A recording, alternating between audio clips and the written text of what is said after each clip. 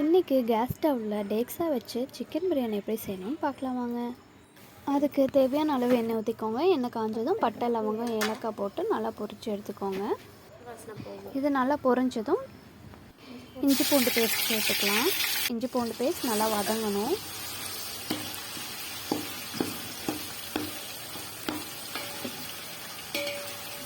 நல்லா வதங்கின பிறகு வெங்காயம், பச்சை மிளகாய் சேர்த்து நல்லா வதக்கிக்கோங்க. வெங்காயம் நல்லா வதங்கணும். வெங்காயம் எவ்வளோக்கு எவ்வளோ வதங்குதோ அந்த அளவுக்கு நம்மளுக்கு டேஸ்ட்டு நல்லாயிருக்கும். இப்போது கொஞ்சம் கல்லுப்பு சேர்த்துக்கோங்க. நல்லா வதங்க விட்டுருங்க. இந்த அளவுக்கு வதங்கி இருக்கணும். இப்போது நம்ம தேவையான அளவு தக்காளி சேர்த்துக்கலாம்.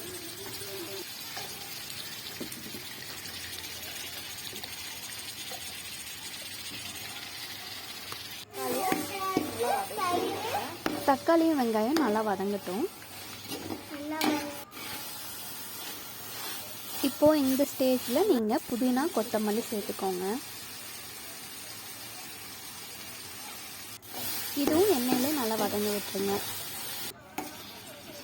இப்போது இந்த ஸ்டேஜில் நீங்கள் சிக்கன் சேர்த்துக்கோங்க. நான் 2 கிலோ கறி சேர்த்துருக்கேன். 1.5 கிலோ அரிசி எடுத்திருக்கேன். 1 கப் தயிர், மஞ்சள் தூள், மிளகாய் தூள், பிரியாணி மசாலா சேர்த்து நல்லா பரட்டிக்கோங்க.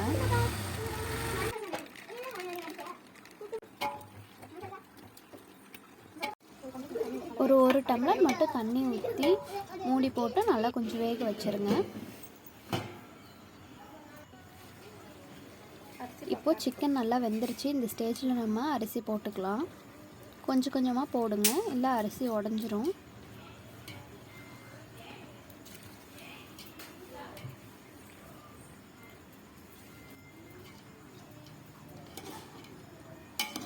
மெதுவாக கிளறி விட்டுக்கோங்க.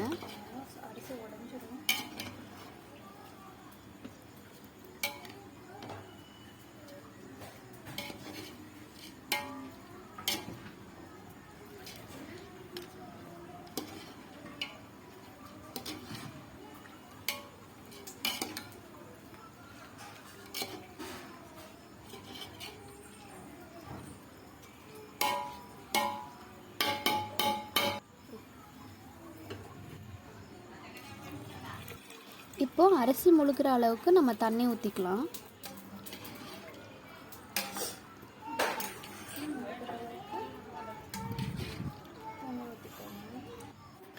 இப்போது இந்த ஸ்டேஜில் நீங்கள் டேஸ்ட்டு பார்த்துட்டு உப்பு கரெக்டாக இல்லைன்னா நீங்கள் உப்பு சேர்த்துக்கோங்க. ஒரு லெமன் கூட புழிஞ்சிக்கலாம்.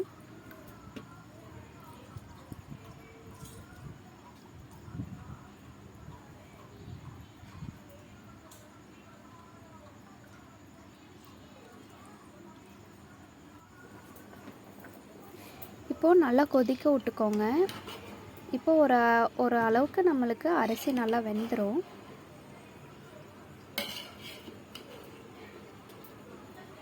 இப்போது அரிசியெல்லாம் சமப்படுத்திட்டு நீங்கள் இப்போ மூடி போட்டு ஒரு வெயிட் மேலே வச்சுருங்க.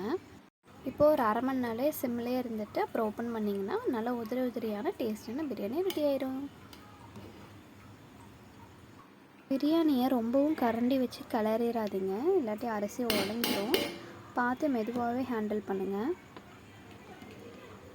ரொம்பவும் டேஸ்டியான பிரியாணி ரெடி ஆயாச்சு. பாருங்கள் எவ்வளோ உதிரி உதிரியாக இருக்குன்னு. தேங்க்யூ ஃபார் வாட்சிங் கைஸ்.